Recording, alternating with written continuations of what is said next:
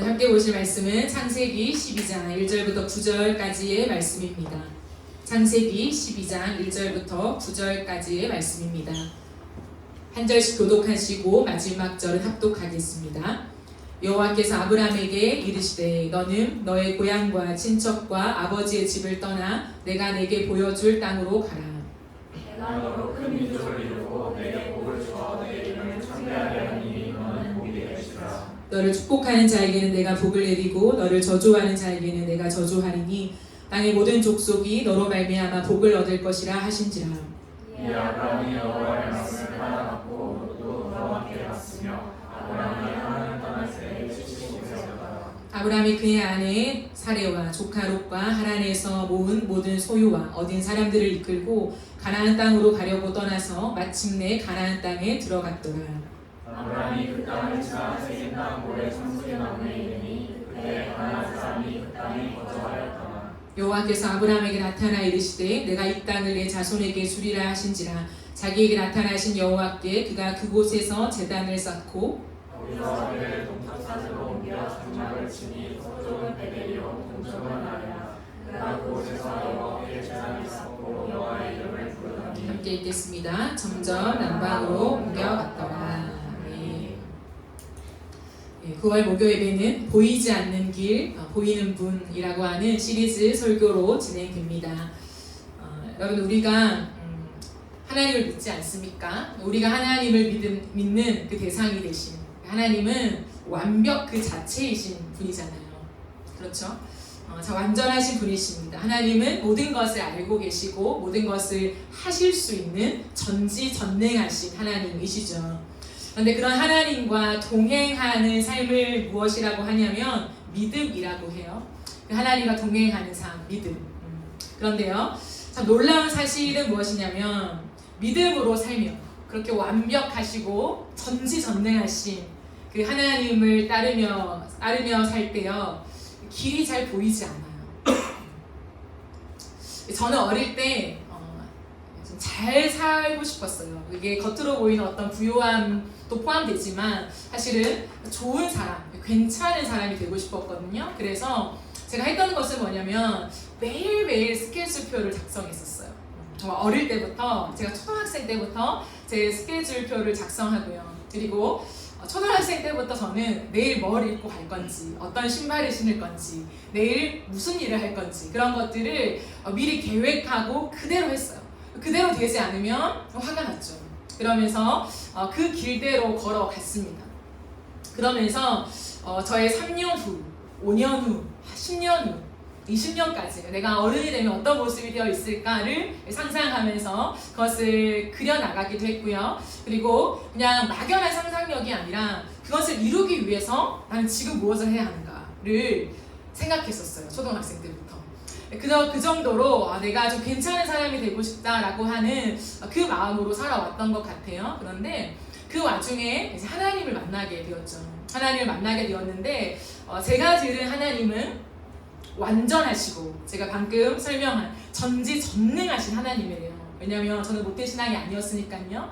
제가 듣는 하나님은 나를 향한, 나 같은 자를 향한 놀라운 계획을 갖고 계신다라고 말씀하시더라고요. 그러면 나 같은 사람도 그렇게 계획을 하는데 완벽하신 하나님께서 내 인생을 향한 놀라운 계획을 갖고 계신다고, 완벽한 계획을 갖고 계신다고 너무 기대가 되고 궁금한 거예요. 하나님은 나를 어떤 사람으로 쓰실까, 어떤 것을 원하실까 궁금했습니다. 그런데요, 참 아이러니하게도 하나님께서는 그때부터 지금까지 저에게 제 인생에 대한 계획안을 브리핑해 주시지 않았어요. 저는 하나님을 믿으면 하나님이 너의 3년 후, 5년 후, 10년 후에 이런 사람이 될 거고 이렇게 나에게 쓰임 받을 거야 라고 하는 것을 말씀해 주실 줄 알았거든요. 그런데 지금까지 말씀해 주시지 않아요. 그리고 오히려 예수님을 믿고 믿음을 따라 걸어가는 삶을 살아가게 될수록 길이 잘 보이지 않더라고요. 여러분 어떠십니까? 여러분이 믿는 하나님께서 여러분에게 나타나셔서 여러분의 인생의 계획을 브리핑 해주신 적이 있으십니까? 브리핑 받아보신 분이 계십니까? 아마 없을 거예요. 그런데 자세한 브리핑 대신에 제가 알게 된 것이 있습니다. 믿음으로 살면 미래를 예측할 수 없는 길을 가야 한다는 것을. 많은 걸음 속에 두렵고 위험한 순간을 만나기도 한다는 것을요. 그리고 무엇보다 우리 스스로 나의 시간을 내가 통제할 수 없다는 것을요. 이것을 명확하게 알게 되었습니다. 그런데 우리를 너무나 사랑하신 하나님은 하나님의 백성들이 이 믿음의 길을 걷도록 우리를 부르고 계신다는 거예요. 이 길로 우리를 안내하고 계세요. 그냥 안내할 뿐만 아니라 이 길로 적극적으로 안내하시며 웰컴 하신다는 거예요. 어서와, 이 믿음의 길로 들어선 것을 환영한다라고 말씀하신다는 거예요. 이유가 있습니다. 왜냐하면 우리가 이 땅을 살아가는 동안에 반드시 알아야 하는 이야기가 있는데요. 이 이야기는 우리가 이 믿음의 길을 걸어갈 때만 알 수 있는 이야기이기 때문이에요. 물론 하나님은 우리가 믿음으로 걸어갈 때 우리의 삶에 말씀하시며 많은 은혜를 허락해 주시죠. 많은 일을 하십니다. 그런데 그럼에도 불구하고 여러분, 그 일은요, 완결점은 아니에요. 우리의 인생 속에 하나님이 나를 향한 이 계획을 갖고 있구나, 이 일을 시키려고 지금 나를 부르셨구나 라고 하는 조각조각을 우리가 갖고 갈 수 있지만 그게 완결점은 아니라고 하는 거죠. 따라서 대충 걷지 않고 정말 한 걸음 한 걸음을 이제 신중하게 내가 믿음으로 걷는다 라고 하는 사람은요, 이 길을 걸어가면서 많은 은혜를 경험하지요. 하지만 반드시 이 질문에 다다르게 됩니다. 하나님은 보이지 않는 길에서 도대체 무슨 일을 하시는 걸까에 대한 질문이에요. 믿음을 가지고 살아가다 보면 우리에게 만난 여러 가지 일들이 있잖아요. 그 일들 속에서 이 일을 만나게 하신 이유가 있겠지. 나를 굉장히 어렵게 하는 사람이 있어. 그러면 이 사람을 통해서 깨닫게 하실 게 있겠지. 내가 능히 어려움을 이기지 못할 만큼 굉장히 답답한 상황 속에 직면하면 이 환경을 통해서, 이 상황을 통해서 하나님의 섭리가 있을 거야 라고 생각할 수 있습니다. 그러나 그럼에도 불구하고 다시 이 질문을 품을 수 있다는 거예요. 그 질문은 뭐냐면, 하나님은 보이지 않는 길로 우리를 인도하시는데 도대체 이 보이지 않는 길에서 무슨 일을 하고 계신 걸까에 대한 질문을 반드시 하게 된다는 거예요. 여러분, 하나님은 여러분의 인생에서 도대체 무슨 일을 하고 계시는 것일까요? 알고 계십니까? 하나님, 도대체 내가 통제할 수 없는 나의 인생 속에서 무슨 일을 지금 하고 계시는 걸까? 저는 9월 한 달 동안 아브라함의 여정을 살펴보면서요, 이 질문에 대한 답을 확인하기를 원합니다. 오늘 설교를 들으신 분들은요, 4주차 설교를 반드시 들으셔야 해요. 왜냐하면 이 질문에 대한 정확한 답을 제가 4주차 설교에 담아두었습니다. 그래서 여러분들이 꼭 이 시리즈 설교를 같이 시작하셨다면 4주차 설교는 놓치지 않고 들으셨으면 좋겠습니다. 바라는 것은 9월 목요 예배를 통해서 완벽하신 하나님이 내 인생을 통해 무슨 일을 하고 계신지를 깨닫게 되는 은혜가 저와 여러분 모두에게 있기를 예수님의 이름으로 축복합니다. 오늘은 첫 번째 시간으로 막연함이 아니라 믿음이다 라고 하는 제목으로 하나님 말씀을 전하겠습니다. 여러분, 아브라함의 부르심은 하나님이 아브라함에게 떠나라 라고 말씀하신 것에서부터 시작이 돼요. 떠나라. 오늘 우리가 읽은 1절을 한번 보시겠습니까? 여호와께서 아브라함에게 이르시되 너는 너의 고향과 친척과 아버지의 집을 어떻게 해요? 떠나. 내가 너에게 보여줄 땅으로 가라고 하죠. 사진을 한번 보여주시겠습니까? 지도를 한번 보시면요, 여러분 편에서 오른쪽 맨 밑, 그게 우르 땅입니다. 고향이죠. 아브라함의 고향 우르입니다. 이때 아브라함은 하나님이 12장 1절에서 명령하실 그때요, 이미 고향을 떠나 있어요. 그리고 어디에 지금 머물러 있습니까? 이 산의 꼭대기처럼 보이는 하란에, 그죠? 하란에 지금 머물고 있다라고 하는 거예요.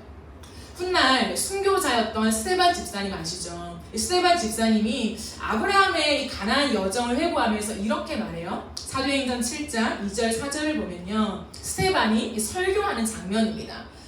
이렇게 말해요. 들으소서, 우리 조상 아브라함이 하란에 있기 전 메소포타미아에 있을 때, 우르 땅을 말하죠. 영광의 하나님이 그에게 보여 이르시되 내 고향과 친척을 떠나 내가 내게 보일 땅으로 가라 하시니 라고 사도행전에서 설교 가운데 이 말씀을 하고 계십니다. 즉 무엇일까요? 그는 우르에 거할 때 이미 여호와께로부터 명령을 받았다라고 하는 거예요. 그리고 하나님의 명령에 순종해서 가는 길에 하란에 머무르게 됩니다. 근데 하란에서 어떤 일이 벌어집니까? 떠났어요. 고향을 떠났어요. 하란에 머물렀어요. 하란에서 어떤 일을 만납니까? 아버지 데라가 죽죠. 아버지가 죽는 그 일을 만나게 됩니다. 4절을 보실까요? 아브라함이 갈대아 사람의 땅을 떠나 하란에 거하다가 그의 아버지가 죽음에 하나님이 그를 거기서 너희 지금 사는 이 땅으로 옮기셨다라고 얘기를 해요.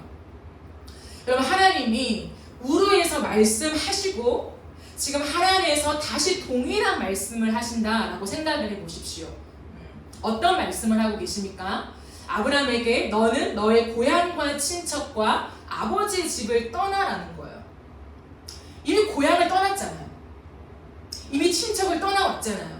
이미 아버지까지도 떠나보낸 상태입니다. 근데 하나님이 왜 이 상황 속에 다시 한번 똑같이 너는 너의 고향과 친척과 아버지의 집을 떠나라 라고 말씀하실까요? 그럼 이것은요, 단순히 지리적인 의미가 아니라는 거예요. 단순히 우르 땅, 네가 살았던 너의 동네를 떠나라 라고 얘기하는 것이 아니라 그 이상의 의미를 가지고 있습니다. 그것은 무엇이냐면 과거를 완전히 정리하라는 말씀이에요. 너의 과거를 완전히 정리하고 새로운 곳으로 떠나 정착할 것을 지금 말씀하고 있는 구절이라는 거예요. 그렇죠? 여러분, 하나님께서 우리를 부르실 때도 마찬가지입니다. 하나님 우리를 부르실 때 각자의 모양과 각자의 길 속에서 하나님이 우리에게 떠나라라고 명령하실 때가 있어요. 그죠? 자신에게 주어지는 하나님의 말씀은 다를 수 있습니다. 근데 공통적인 건 뭐냐면 하나님 반드시 우리가 과거에서 떠나기를 원하신다는 거예요. 그게 부르심의 시작이라는 거예요. 과거에서 떠나라, 새로운 곳을 향해 가라라고 말씀하신다는 거예요. 그렇다면 새로운 곳이 어디일까요? 하나님이 아브라함에게 말씀하신 새로운 곳은 하나님이 아브라함에게 보여줄 땅이라고 하는 거예요. 아직 보이지 않았습니다. 보여줄 땅으로 인도하시죠. 여러분, 보여줄 땅으로 가라고 하잖아요. 이 가라에 해당하는 히브리어는 뭐냐면 할라크예요. 근데 할라크는 뭐냐면 걷는 걸 의미해요. 여러분. 그냥 길을 걸을 때 있잖아요. 큰 목적 없이 어떤 대단한 인생의 지표를 찍고 가는 것이 아니라 그냥 이렇게 걸어갈 때 할라크라고 한다는 거예요. 단순히 걷는 것, 때로는 막연하게 걷는 것을 할라크라고 해요. 근데 여러분, 하나님이 가라라고 할 때 아브라함이 어떻게 반응합니까? 그 길을 가요. 이게 이해가 되십니까? 오늘 보면 4절에 보면 이렇게 나와 있죠. 이에 아브라함이 여호와의 말씀을 따라갔어요. 근데 그 따라갈 때 아브라함이 몇 살입니까? 75세요. 어린아이가 아니라는 거죠. 그냥 가라고 해서 아무 생각 없이 막연하게 그냥 뚜벅뚜벅 길을 걸어가는 게 아니었다라고 하는 거죠. 히브리서 기자는 이렇게 증언하고 있습니다. 히브리서 11장 8절을 보십시오. 끝에 보시면 아브라함이 간 길을 말하면서 갈 바를 알지 못하고 나아갔으며 라고 되어 있어요. 이 부분을 새 번역으로 보면 이렇게 번역하고 있습니다. 그런데 그는 어디로 가는지를 알지 못했지만 떠난 것이다 라고. 분명 곳곳에서 동일하게 아브라함의 여정을 얘기하고 있으면서 무엇이나 공통적으로 얘기하냐면 하나님이 가라고 하셨는데 그 가는 길은 모르는 길이래요. 갈 바를 알지 못했지만 떠났다, 갔다 라고 성경 기자는 동일하게 얘기하고 있다는 거예요. 여러분, 구약과 신약의 이 갭이 얼마나 큰데요. 이 1000년이 넘는 시간인데 이 시간 속에서 동일하게 말하고 있다라고 하는 거죠. 여러분, 아브라함은 왜 어디로 가는지도 모르고 길을 떠났을까요? 막연한 길을 얼떨결에 떠밀려서 간 것이 아니라는 거죠. 맹목적인 신앙이 아닙니다. 그냥 어느 날 막 계시를 받아가지고 출동 갈 수밖에 없어, 그런 게 아니라는 거예요. 무언가 그 하나님이 두려운 존재가 되어서 나의 숙명처럼 내 인생을 얘기해 준 게 아니에요. 너는 이제 이런 사람이 될 거야. 그 숙명을 어쩔 수 없이 받아들여야만 하는, 그런 맥락도 아니라는 거예요. 홀려서 간 것이 아닙니다. 그러면요, 아브라함은 왜 갔을까요? 성경은 분명하게 아브라함이 왜 갔는지를 이야기하고 있습니다. 왜요? 믿음으로 갔다고 되어 있어요. 히브리서 11장 8절 초도에 보면 믿음으로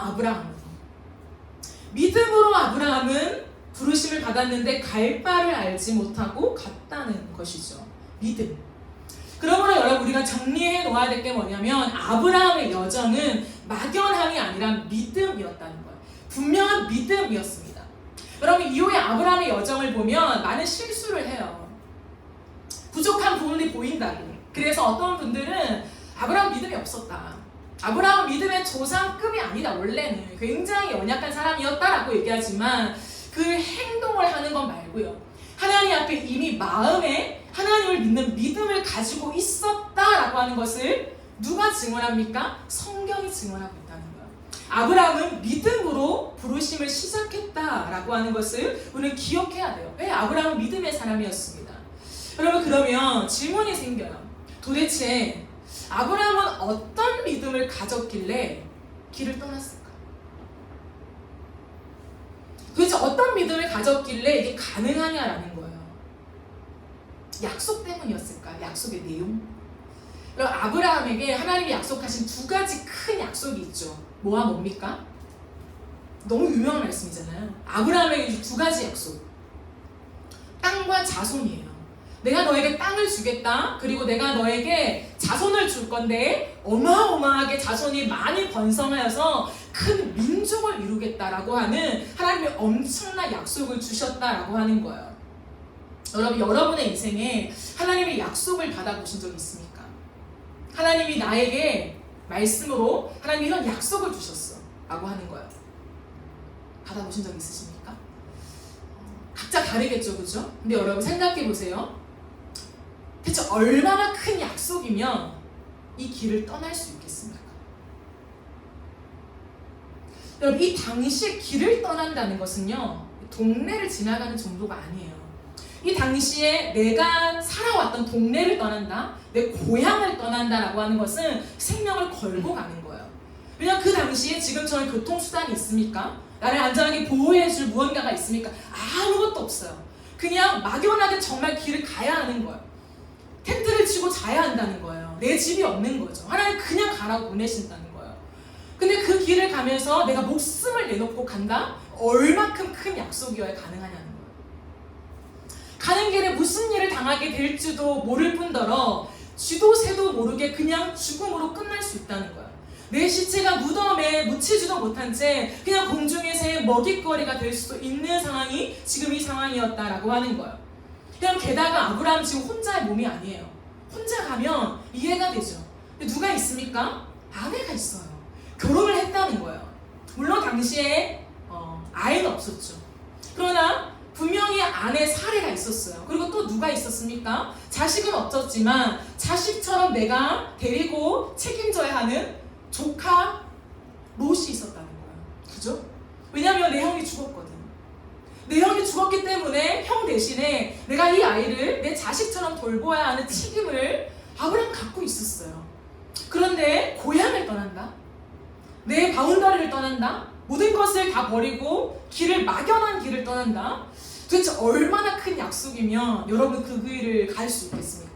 단번에 길을 떠날 수 있겠어요? 다 끌고 사람들 다 데리고. 여러분, 성경을 가만히 살펴보면요, 아브라함이 땅 욕심이 있었을까요? 그래, 내가 이 상황이 너무 지금 어렵지만 보이진 않지만 하나님이 약속하신 건 땅이야. 내 땅만 가지면 돼. 그 가나안 땅, 하나님 말씀하신 그 땅이 어떤 땅일까? 막 기대에 부풀어서 그 땅 욕심에 가득 찼을까요? 성경을 보면요, 땅 욕심도 없어요. 롯에게도 먼저 네가 돌아다니면서 네가 보면서 좋은 곳을 가져라 라고 말할 정도라는 거예요. 그러면요, 여러분, 아브라함은 핏줄에 대한 욕심이 있었을까요? 하나님, 땅은 없어도 되지만, 맞아요, 제 핏줄이 있어야죠. 롯이 있지만 하나님, 제 자녀요, 제 자녀를 주세요. 하나님, 너무 비극적이잖아요 라고 하는 이 핏줄에 대한 욕심이 있었을까요? 없는 것 같아요. 왜냐하면 하나님이 분명히 약속하셨는데도 시간이 지났을 때 아이를 가지지 못했잖아요. 임신하지 못했잖아요. 그러면 여러분 어떻게 하겠습니까? 약속했잖아요. 주세요. 이게 당연한 모습 아닙니까? 그 핏줄에 대한 욕심이 있다면. 근데 아브라함 뭐라고 하냐면 하나님 됐습니다. 하나님을 설득해요. 하나님 괜찮습니다. 제 핏줄이 아니어도 내 종 엘리에셀이나 상속자로 내가 주겠습니다. 하나님 아니라고 하잖아요. 근데 한 발 더 나아가서 하나님 됐습니다. 이스마엘이나 하나님 상속자로 두겠습니다 라고까지 얘기해요. 오히려 역으로 하나님을 설득한다는 거예요. 따라서 종합해 볼 때 아브라함이 지금 이 길을 떠난 것은 단순히 하나님이 제시하신 약속 때문은 아니라는 거예요. 땅이나 자손에 대한 어떤 부푼 꿈을 가지고 그래 떠나보리라 라고 지금 결심한 것이 아님을 우리는 알 수 있습니다. 그렇다면 더 깊은 질문이 생기. 도대체 아브라함은 왜 떠났나? 그 아브라함은 무엇을 믿었나? 하나님의 약속의 내용도 믿은 것이 아니면 무엇을 믿었단 말인가? 아브라함은 자신에게 나타나신 하나님을 믿었어요.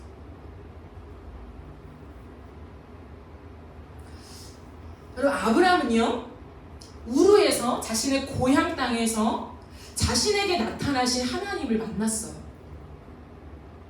근데 그 하나님은 어떤 분이냐? 영광의 하나님이라고 표현했죠. 누가요? 아까 스데반이요? 증언해 줬습니다. 아브라함이 만난 하나님은 영광의 하나님이다 라고 증언했습니다. 맞아요. 아브라함은 그날 하나님의 영광에 압도당했다는 거예요. 하나님을 만났는데 만난 그날에 정말 하나님의 영광에 압도당한 그 하나님과의 만남을 가졌습니다. 여러분 이 당시에 하나님이 사람에게 나타난다? 굉장히 희귀한 시대죠. 그런데 단순히 희귀했기 때문이 아니에요. 왜 그럴까요? 어떤 하나님을 만났을까요? 여러분 아브라함은 진짜 살아계신 하나님을 만났어요. 근데 여러분 이게 왜 중요하냐?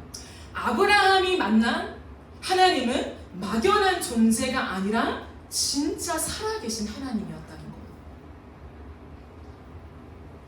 하나님을 진짜 만난 사람의 특징은 뭐냐면 확신이에요. 하나님 만난 것 같아. 하나님의 사랑을 나도 아는 것 같아. 하나님의 은혜를 받았지. 이렇게 될 수 없다는 거예요. 그럼 진짜 하나님을 만난 사람의 특징은 뭐냐면 누군가한테 논리적으로 납득시킬 만한 어떤 근거를 제시할 수 없을지 몰라요. 근데 확실한 건 뭐냐면 진짜 만났어 이거예요. 이게 하나님을 만난 사람의 특징이라는 거예요. 그래서 언제 어디서 어떻게 만났는데 그 하나님이 어떻게 생겼고 어떻게 너가 체험했어? 그게 어떻게 하나님이라고 확신할 수 있어? 그걸 사람에게 정말 과학적으로, 논리적으로, 체계적으로 완벽하게 이해시킬 만큼 내가 말하지 못할지는 모르겠지만 분명한 건 내 마음속에 정말 하나님 만났다고. 내가 만난 하나님 진짜 살아계신 분이라고. 하나님 정말 살아계셔. 라고 하는 흔들림 없는 확신을 가질 수 있다라고 하는 거죠. 여러분 이게 특징이에요. 여러분 하나님 만나셨습니까? 누군가에게 정말 하나님 만났어? 내가 믿는 하나님은 진짜 살아계신 분이야? 라고 정말 확신 있게 얘기할 수 있어요. 하나님 살아계신 것 같아. 살아계신데 이 정도가 아니라 진짜 확신 있게.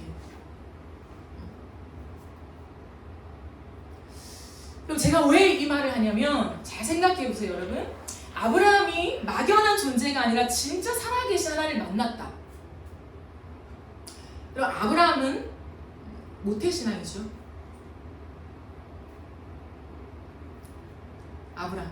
아브라함 원래 하나님을 믿었던 사람이죠. 이게 잠잠하십니까? 우리의 믿음의 조상 아브라함이에요. 아브라함 모태신앙이십니까? 모태신앙 아니에요. 보세요. 여호수아 24장 2절 3절 보세요.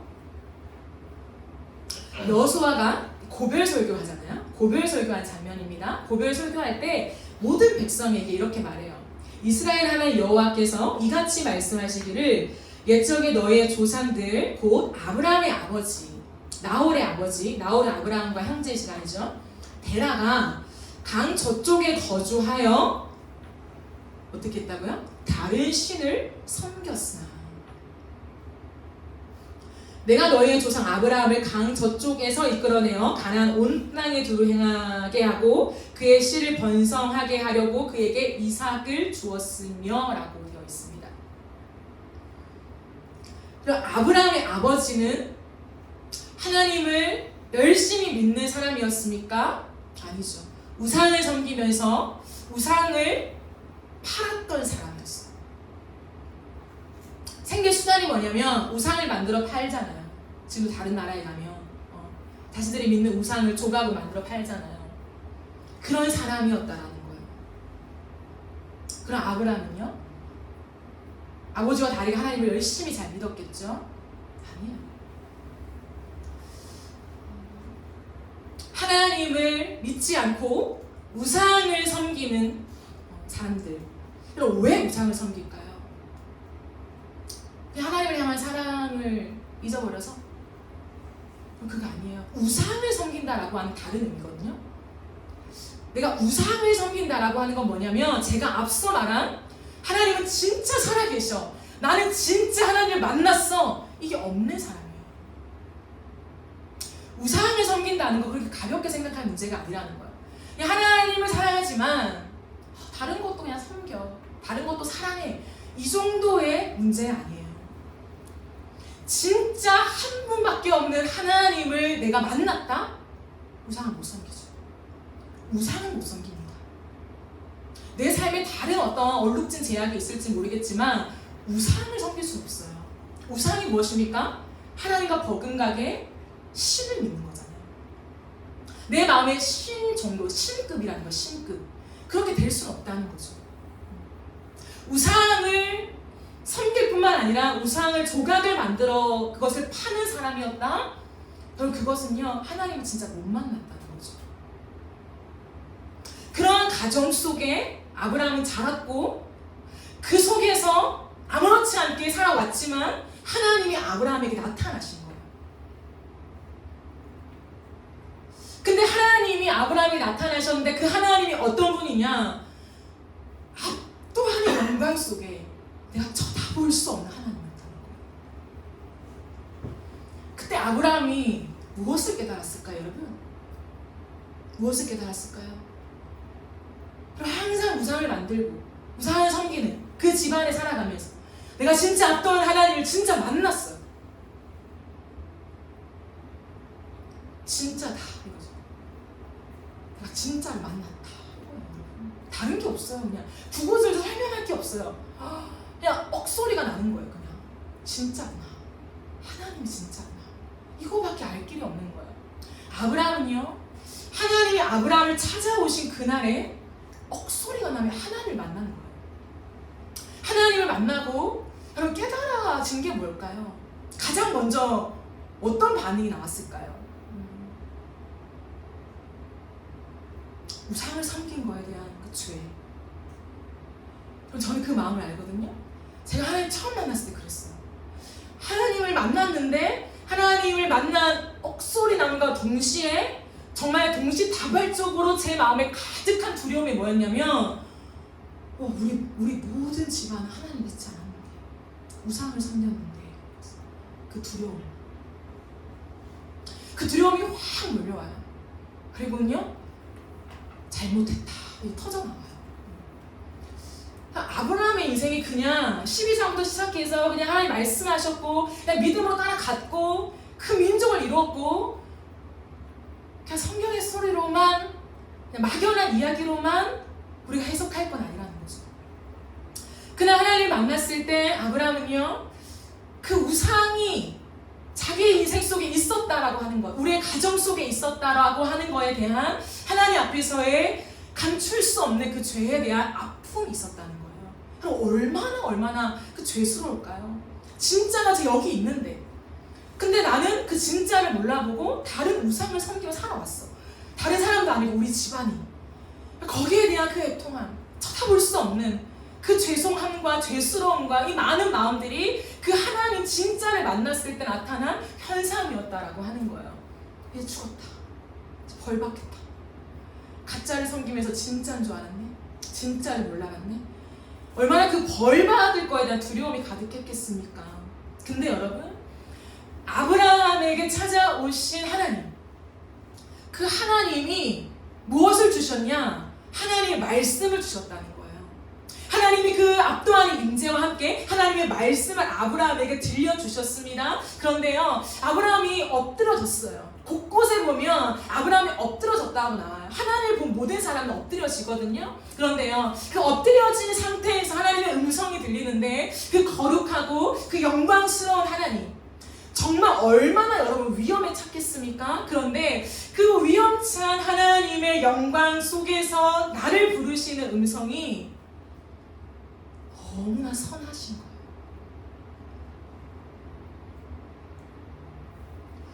그 하나님을 만나는데 그 하나님의 영광의 그 찬란한 빛 앞에서 정말 더러운 내가 발가 벗겨진 느낌이 들지 않겠습니까, 여러분? 이게 상상이 안 되잖아요, 여러분. 제가 어제도 밝은색 옷을 입고 점심에 떡볶이를 먹었어요. 근데 먹다가 진짜 티도 안 날 만큼 조금의 그 국물이 제 옷에 튀었나 봐요. 저를 만난 전도사님이 저를 딱 보자마자 하는 소리가 뭐 먹었어? 이렇게 하더라고요. 여기 튀었다고. 그럼 우리가 이 땅을 살아가면서 조그마한 밝은색 옷을 입어도, 완전 흰색도 아니었어요. 밝은색 옷을 입어도 거기에 빨간색 국물 하나만 튀어도 그게 드러나 보이는데, 과연 점도 티도 흠도 없는 거룩하신 하나님, 완전하다고 돼 완벽하신 그 하나님 앞에 우리가 선다면, 죄를 가진 우리가 선다면 그럼 티가 나지 않겠습니까? 티가 나다 말다요. 하나님 앞에 서 있을 수가 없다는 거예요. 그런데 그 하나님과의 괴리를 느끼는 그 순간에 내가 하나님의 음성을 듣는데, 그 하나님의 음성이 뭐냐면 너무나 따뜻한 음성이라는 거예요.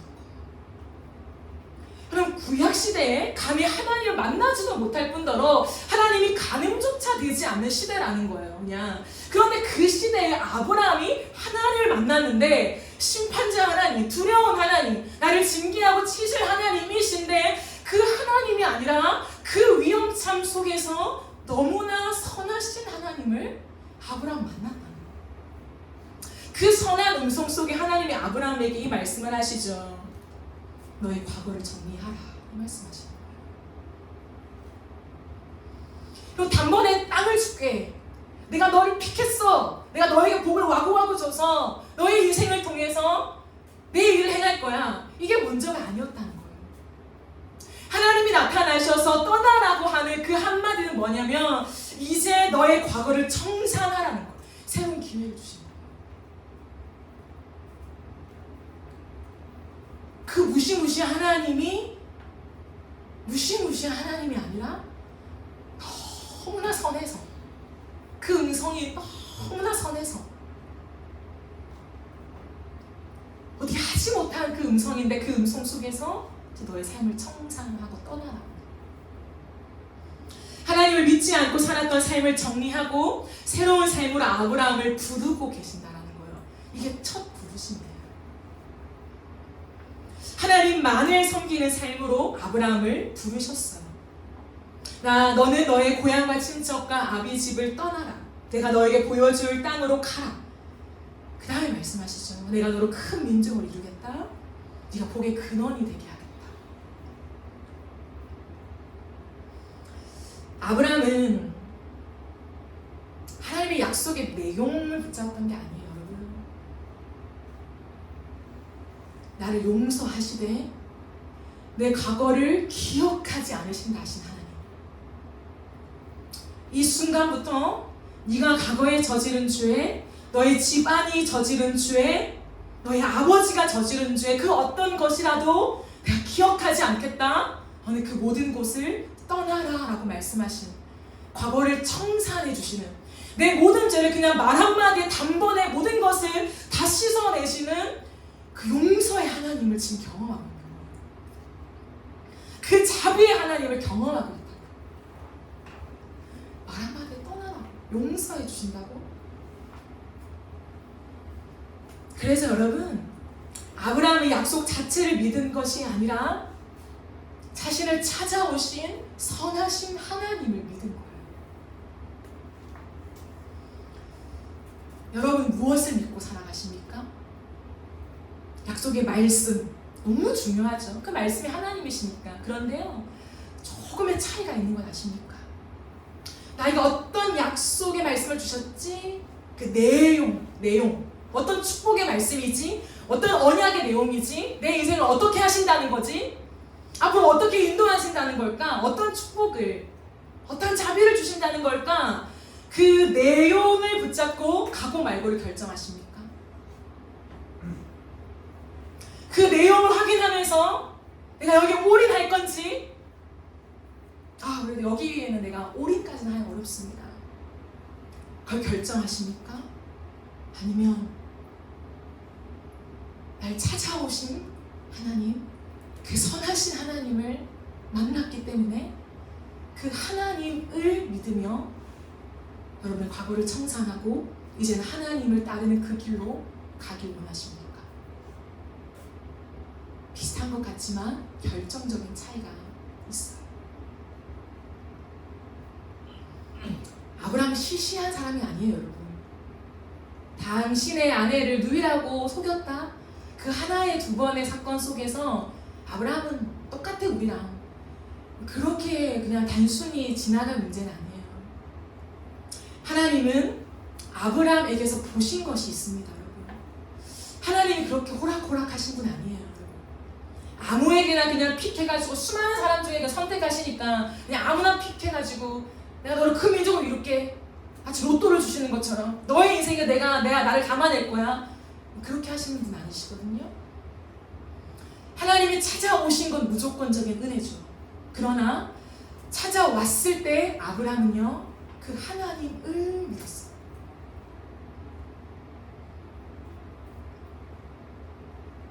약속하신 하나님, 그 하나님을 믿었기 때문에 그 하나님의 약속을 따라 삶을 걸었죠.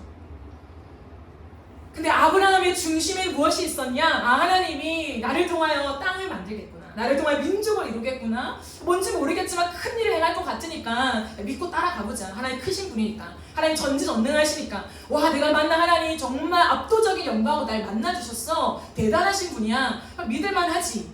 이것이 아니에요, 여러분. 아브라함이 이 길을 갔던 결정적인 마음의 확정은 뭐였냐면, 하나님, 내가 더 이상 이 죄악된 길에 머물지 않겠습니다, 의 확정이었어요. 그 빛 대신 하나님을 만나고, 하나님, 내가 더 이상 하나님이 싫어하시는 길에 서지 않겠습니다, 의 확정이었다고요. 과거를 갑자기 청산해 주마라고 하시는 그 말도 안 되는 하나님의 선언 한마디 앞에서 아브라함은요, 더 이상 하나님 없는 삶은 살지 않겠습니다 의 선언이었다고요. 하나님은 아브라함의 중심에 그 고백이 있는 것을 보셨어요. 그러기에 아브라함은 결정하죠. 무엇을요? 이제는 떠나기로 결정합니다. 이거예요. 하나님, 과거를 청산하고 지금 나를 만나주신, 나 같은 죄를 찾아와 주신, 우리의 가문을 통하여서 하나님의 영광을 담아내신다고 말씀해 주시는 이 놀라우신 하나님 앞에서 내가 내 삶을 드리겠습니다, 의 고백이 먼저 있었다. 그래서 이 모든 뒷이야기가 가능한 것입니다. 그렇다고 아브라함이 완벽했다는 게 아니에요. 엄청난 대단한 믿음이 있었다라고 말하는 것이 아닙니다. 그러나 주님 뭐라고 항상 말씀하시냐면, 겨자씨만한 믿음이 있어도 라고 말씀하세요.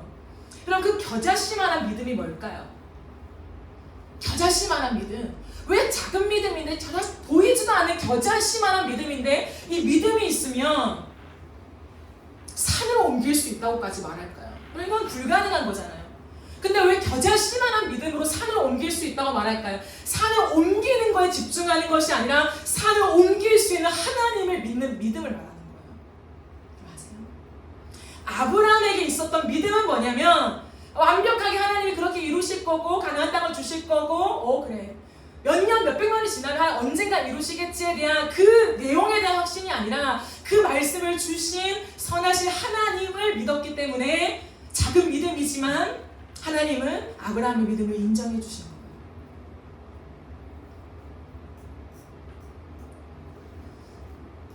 하나님의 선하심에 매료된 한 사람. 여러분, 우리가 하나님의 선하심을 노래하잖아요. 하나님의 선하십니다. 하나님 자비로우십니다. 하나님 너무 좋으신 분이에요 라고 고백하잖아요. 근데 그걸 아십니까? 정말 하나님의 선하심을 마주한 사람은요, 가볍게 고백할 수가 없어요. 정말 하나님의 선하심을 고백한 사람은요, 내가 내 길을 알 수 없지만 그 선하신 하나님을 따라 나서게 돼요. 너무 선하세요, 너무 좋습니다 라고 끝날 수 없고요, 내가 가는 길, 가야 하는 길, 하나님 부르신 길이 위험해 보여요. 안전해 보이진 않습니다. 위험해 보입니다. 그러나 하나님을 따라서, 그 선하신 분을 따라서 갈 수밖에 없는 삶의 걸음이 뒤따른다고요.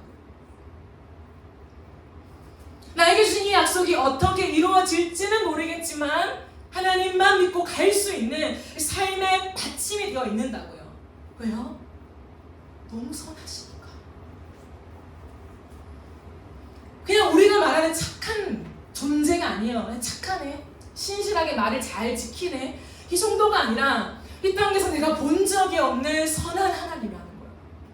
그렇다면 내가 다 이해할 수 없지만, 내가 내 길 다 알 수 없지만, 언제, 몇 년, 몇 월, 며칠에 이 일이 이루어질지는 내가 모르지만, 그러나 그 선하신 하나님이 말씀하셨다면 반드시 이루어진다. 그 선하신 하나님이 약속하신 거라면 반드시 응답된다. 여러분, 이것이 맹목적인 신앙이 될 수 있을까요?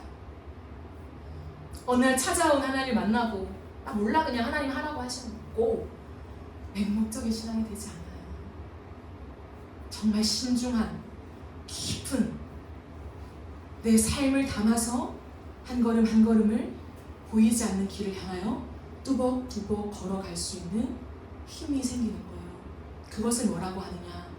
믿음이라고 하는 거예요. 믿음이 뭐냐? 보이지 않는 길을 보이는 분을 보고 걸어가는 거. 그게 믿음이에요. 여러분, 40일 철야를 해보십시오. 내 인생에 대해 하나님 플랜을 브리핑 해주시나? 그런 일은 없습니다. 어떠한 은사자도 그러한 일을 만나지는 못해요. 하나님 그런 분이 아니시기 때문이에요. 그러나 믿음의 여정에 들어가면 들어갈수록 내 길은 보이지 않고 한치 앞뒤로는 알 수 없고 3년 후에 5년 후에 내가 뭐하고 있을지, 어떠한 뚜렷한 모습으로 내가 서 있을지, 모든 삶을 다 매일매일 하나님이 나에게 알려주시진 않지만 그러나 보이지 않는 길을 걸어가게 됩니다. 왜? 보이는 분이 계시니. 근데 그 보이는 분이 너무 선하시다는 거예요.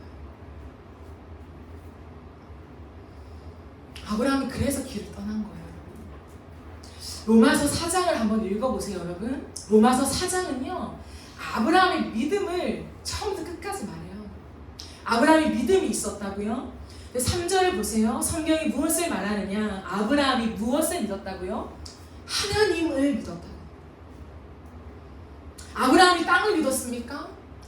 내 씨를 믿었습니까? 하나님 말씀하신 플랜을 믿었습니까? 아니요. 아브라함이 분명하게 믿은 것을 사도 바울은 증언하고 있습니다. 뭐라고요? 하나님을 믿음에. 그것이 그에게 의로 여겨진 바 되었느니라. 왜 갑자기 의를 얘기합니까? 하나님을 믿었는데. 로마서 4장은 계속 의를 얘기합니다. 의. 여러분, 의가 뭡니까? 의가 죄의 반대말이죠. 죄가 없는 게 의죠. 깨끗한 거죠. 완전히 깨끗한 거죠. 왜 아브라함의 믿음을 얘기하면서 아브라함이 떠난 여정, 그 삶에서 내가 선택한 걸 얘기하는데 왜 갑자기 의가 등장하냐고. 너무 생뚱맞지 않습니까? 그냥 아브라함의 믿음이 있어서 자신의 길을 걸어갔습니다. 하나님 그것을 기뻐하셨습니다 하면 되지 왜 의를 얘기하냐고요. 한 구절이 아니라 4장 전체가 아브라함의 의를 얘기합니다. 무엇을 믿었다는 거야? 하나님을 믿었는데 그 하나님께서 왜 모든 죄를 청산하시고 완벽한 거룩한 의인이 되시는 그 하나님을 보게 된 거예요. 여러분, 참 신비롭지만 아브라함은 그 안에서 누구를 봤을까요? 예수 그리스도를 봤겠죠. 이 신비를 경험하게 됐다는 거예요. 그래서 하나님을 믿는다는 것은 단순히 약속하신 하나님, 선하신 하나님, 우리가 말하는 그 개념의 선하심이 아니라 내가 도저히 하늘 앞에 설 수 없는 죄인인데 나 같은 자의 모든 과거를 청산해 주시며 모든 죄를 없다고 여기시며 기억하지 않으시며 이제 모든 것은 끝났다, 너는 새로운 사람이 되었다라고 선언해 주신 그 하나님을 믿었기에 하나님이 그것을 의로 여기셨다. 아브라함아, 너 이제 새로운 삶을 살아라. 아브라함아, 넌 이제 의로운 사람이다. 그 만남을 언제 가졌다고요? 창세기. 예수 그리스도는 신약에 오셨죠. 그러나 그 예수 그리스도는 신약에 뿅 하고 태어나신 분이 아니라 영원 전부터 영원까지 계신 하나님이시죠.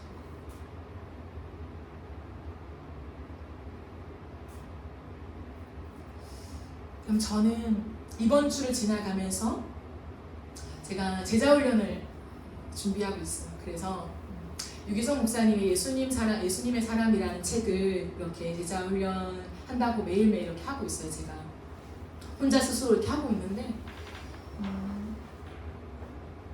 이번 주에 너무 충격을 받은 거예요. 제 자신에게. 그 한 챕터 한 챕터 이렇게 하는데 어느 날 제가 그 질문에 대한 답을 다는데 어떤 마음이 들었냐면, 저는 제가 잘났다고 생각해 본 적이 없거든요. 잘나지도 못했고 항상 저는 죄인이라고 생각해요. 난 죄인이지. 하나님 앞에 난 죄인이지. 그런데 너무나 신기하게도 그 질문에 대한 답을 다는데 내 마음속에 내가 의인이라는 생각을 갖고 있는 거예요. 당연히 예수님 믿으면 내가 의인이죠. 근데 그런 개념 말고 나는 이 사람보다는 죄를 짓진 않지 라고 생각하는 거죠. 거기 질문에 그런 게 있어요. 악질이라고 생각하는 사람을 적어보세요. 생각나는 대로. 전 바로 생각나더라고요. 요즘 뉴스에도 막 이런 게 있잖아요. 바로 그런 걸 적었어요.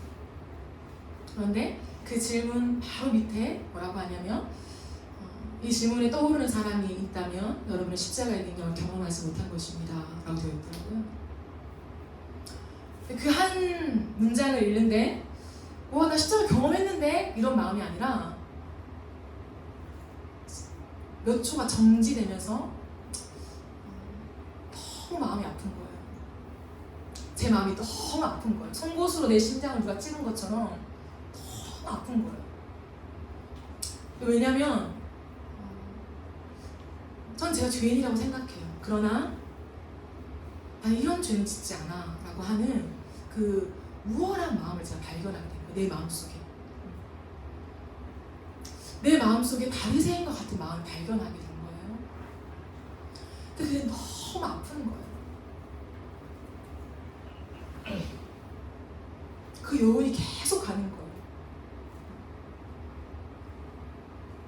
근데 그 속에서 제가 하나님을 깊이 만나게 되었어요. 그리고 진짜 하나님 앞에서 한참을 머물러 있으면서 학교를 와도 생각이 나고 계속 생각이 나는데 하나님 앞에서 하나님 감사합니다 이 고백이 나오는 거예요. 오늘을 살아가는 것에 있어서 내가 예수님이 아니면 살아갈 수 없다라고 하는 생각을 자꾸 잊어버리고 살아가는 거예요. 하나님, 난 다시 태어났고 예수님이 아니면 나는 하나님의 모습을 보일 수 없는 죄인입니다 라고는 고백하지만, 정말 오늘 이 하루를 살아가면서 진짜 팩트, 그냥 이 하루를 내가 딱 열면서, 이 5일을 열면서 하나님 앞에서 그런 고백을 내가 진짜 하지 못했던 거예요. 그런데요, 그것을 하고 나서 제가 오늘 새벽에 하나님 앞에 기도를 하는데, 새벽에 동일하게 하나님 앞에 엎드려서 다 기도를 하는데 그 첫 마디가 뭐냐면, 내 심장에 떨리는 고백으로 하나님 너무 감사합니다.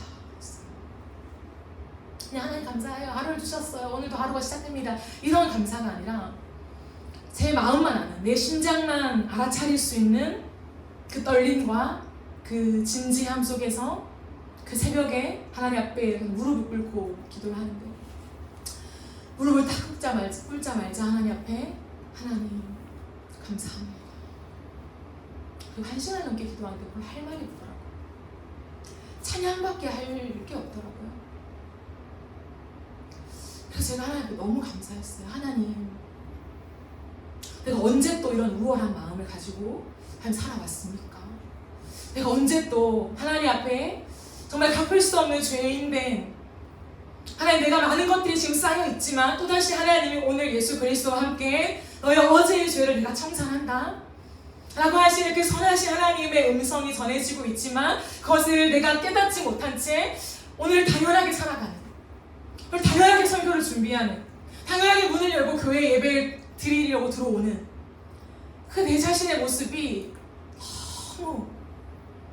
너무 깊게 깨닫게 되면서 하나님 앞에 죄송하더라고요.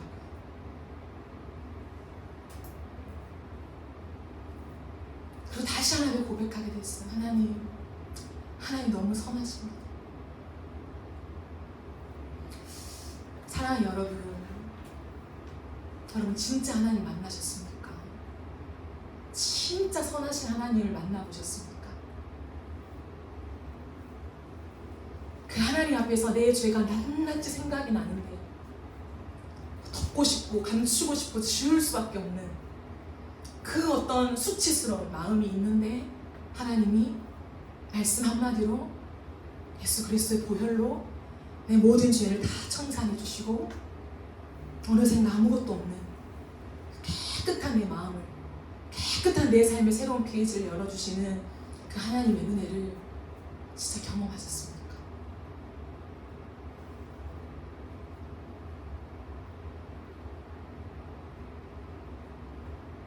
진짜 이 사람이 나보다 낫다라는 생각을 갖고 계십니까? 하나님의 은혜 속에 옳고 그름을 분별할 수 있는 분별력은 주셨죠. 죄를 다 괜찮다라고 말하는 건 아니에요. 옳고 그름은 선명하죠. 그러나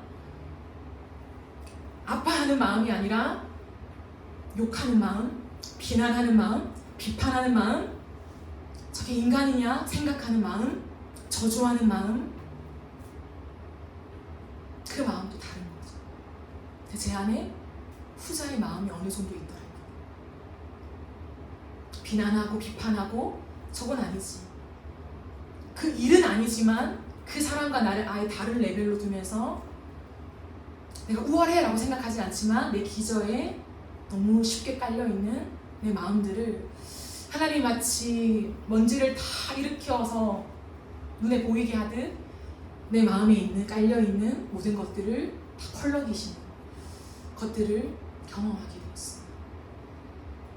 여러분 어떠십니까? 하나님 앞에 정말 오늘 이 하루를 열면서 나 같은 자에게 자격을 주시고 하루를 맡기시고 하나님을 아버지라 부르게 하시고 내가 오늘도 지었던 모든 죄를 다 청산해 주시면서 새로운 페이지를 여신 하나님 앞에 그 넉넉한 그 감사가 정말 있으십니까?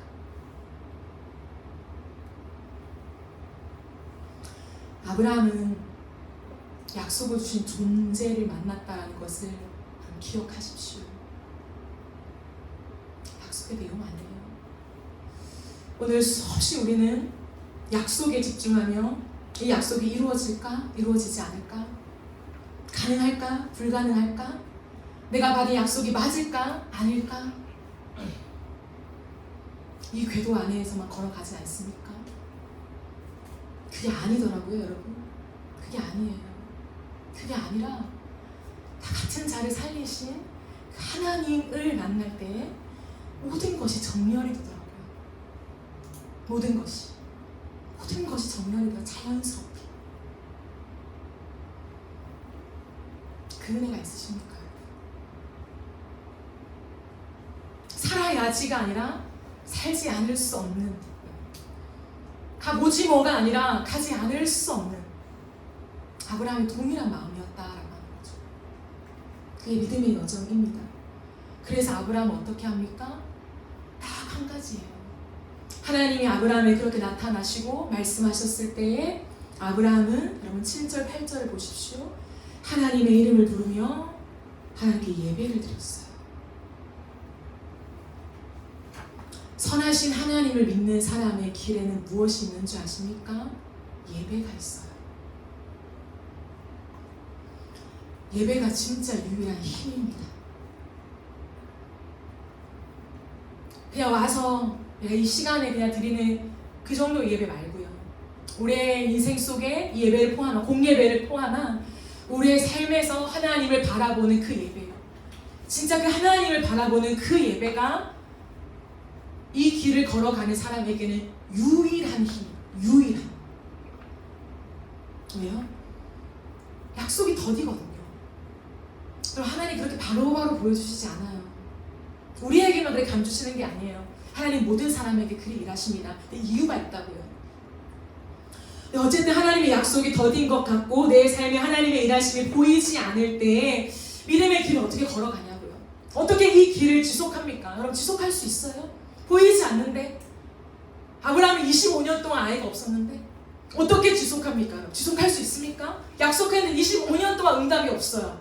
근데 하나님의 약속밖에 없어요. 여러분 그것을 믿고 갈 수 있습니까? 여러분 쉬운 문제가 아닙니다.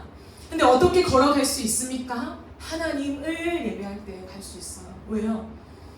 그 선하신 하나님이 다시 나에게 말씀하시는 그 선하신 하나님이 실현하지 않는 하나님이 오늘도 내가 영적인 눈을 떠서 주님을 배울 때에 하나님이 똑같이 말씀하시니 동일하게 그 약속을 확증시켜 주시니 그 하나님을 보기 때문에 가는 거예요. 그게 믿음의 길입니다. 그래서 다시 보이지 않는 길을 걸어가게 되는 거예요. 그것이 믿음입니다. 왜냐하면 믿음은 하나님과의 관계이기 때문에.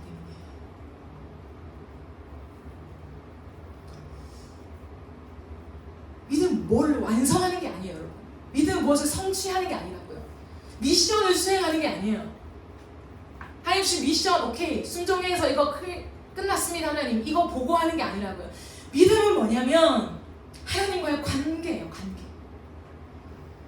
보이지 않는 길, 인생을 마치는 순간까지 보이지 않는 길로 하나님 우리를 이끄시는데 그 보이지 않는 길을 뚜벅뚜벅 걸어갈 수 있는 유일한 힘은 뭐냐면 나에게 말씀하시 내 모든 죄를 다 지우시고 청산하시며 오늘도 의롭다고 다시 걸어가라고 할 수 있다고 하나님의 형상을 드러낼 수 있다고 너는 좋은 사람이 될 수 있다고 하나님의 사랑을 나타낼 수 있다고 우리를 하나님의 궤도 안으로 인도해내시는 그렇게 대우해 주시는 그 하나님을 보기 때문에 갈 수 있는 거예요.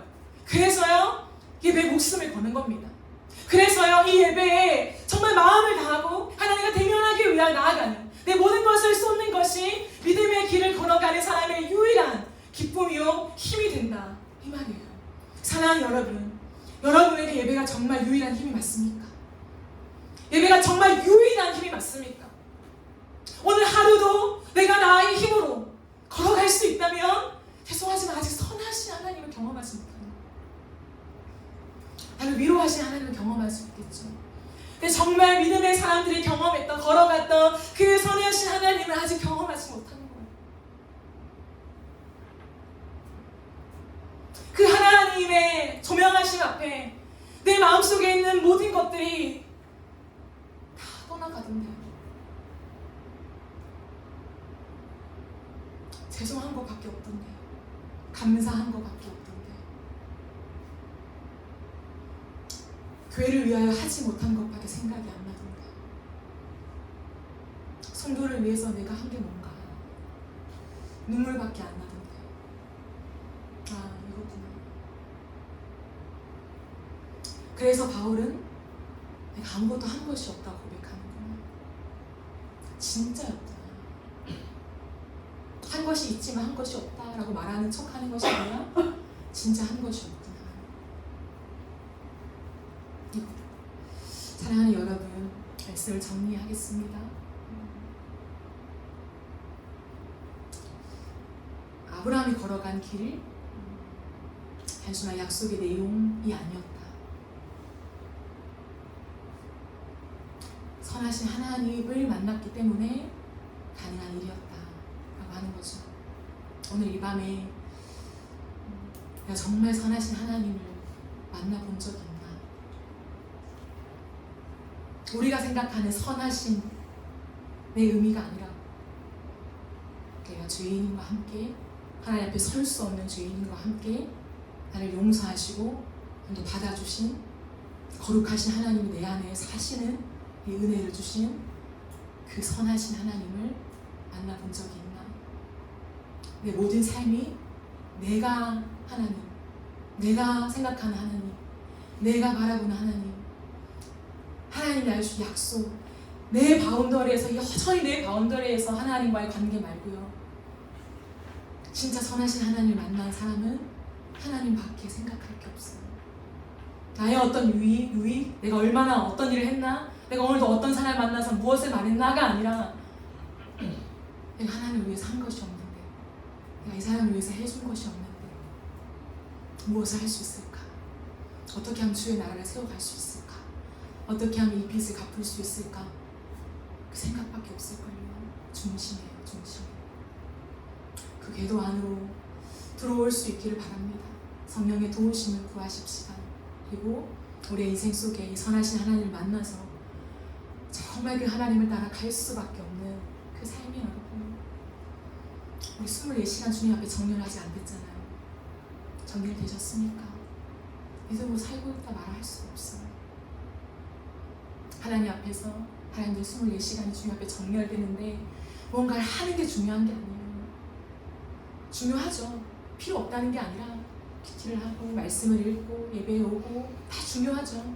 더 중요한 건 뭐냐면 거기에서 끝나는 게 아니라 내 모든 마음과 생각이 하나님 중심으로 정렬되면 내 생각하는 거, 내가 좋아하는 거, 내가 하고 싶은 거, 내가 원하는 거, 오늘도 내 중심에 정말 하나님인가에 대한 명확한 기준을 말하는 거죠. 그것이 되어야 우리의 많은 삶이요 정렬이 돼요. 하나에서 1000가지 10,000가지 어떻게 다 정렬해 갑니까? 그게 되면 다 정렬이 돼요. 내 생각 속에 세상 것이 생각이 안 나고 나를 위한 거, 나의 하나님 이게 아니라 하나님을 위해서 내가 무엇을 할 수 있을까? 교회를 위해서, 옆에 사람들을 위해서 내가 무엇을 할 수 있을까에 대한 그 사랑으로 나아갈 수밖에 없는 거예요. 오늘 이 밤에 하나님 앞에 여전히 이기적인 마음들이 있다면, 여전히 나 중심적인, 하나님의 은혜를 많이 얘기하지만 여전히 나 중심적인 사고, 생각, 선택, 판단, 기준들이 있다면 하나님 앞에 들고 나아갑시다. 그리고 하나님 앞에서 해결하는 그런 시간이 되어지기를 예수님의 이름으로 축복합니다. 우리 함께 찬양하고 기도하는 시간을 가지겠습니다. 주님의 선하심이란 찬양을 우리가 함께 들으면서 나아갔으면 좋겠습니다.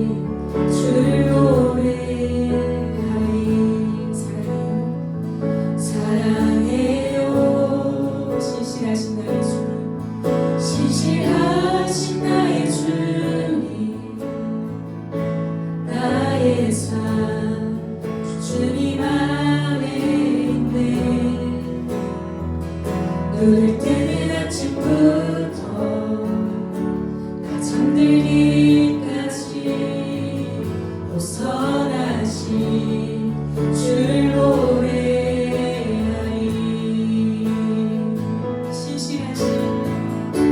신실하신 나의 주님, 나의 삶을 인도하셨네. 나의 몸을 놓은 땅에 선하신 주를 노래하리. 사랑해요, 사랑해요. 나를 인도하신 주님,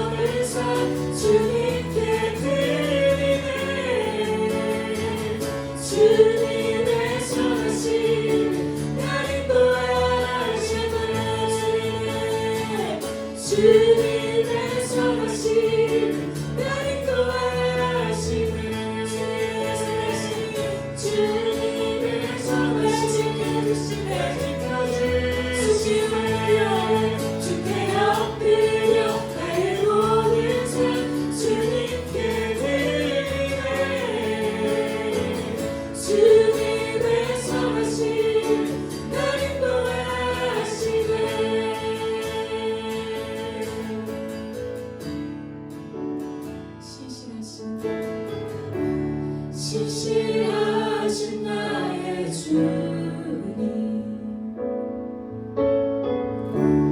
나의 삶을 인도하셨네. 나의 모든 오해가 선하신 줄 노래하리. 선하신 줄 노래하리. 선하신 줄 노래하리.